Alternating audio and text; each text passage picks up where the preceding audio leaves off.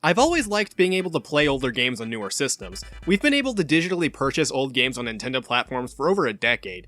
This started back with Virtual Console on the Wii. The service would also make it to the Nintendo 3DS.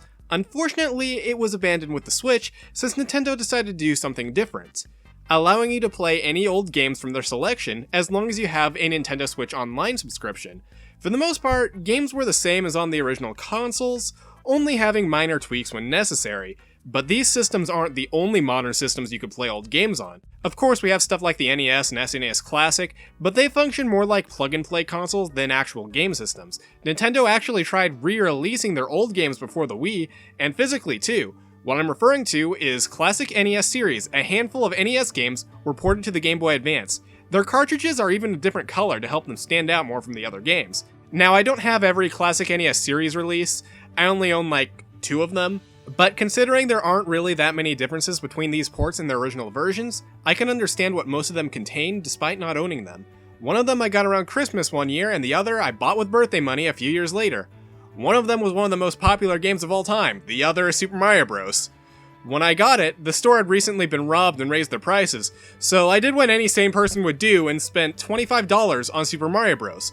I took it home, put it in my Game Boy Advance, and it was Super Mario Bros. I don't know what I was expecting. So what exactly do these games have that the original versions do not have? Well, you can open up a menu to access some extra features, and it's through here that multiplayer is done.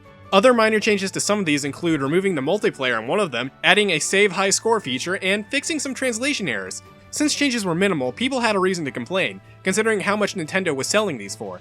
They wanted too much money for ass-old games, and some of which could already be played if you were dumb enough to spend money on an e-reader and the cards for them. There weren't way too many released in the States, but we got a lot of the standout NES titles: Bomberman, Castlevania, Donkey Kong, Dr. Mario, Excitebike, Ice Climber, Metroid, Pac-Man, Super Mario Bros., The Legend of Zelda, Xevious, and Zelda 2: The Adventure of Link.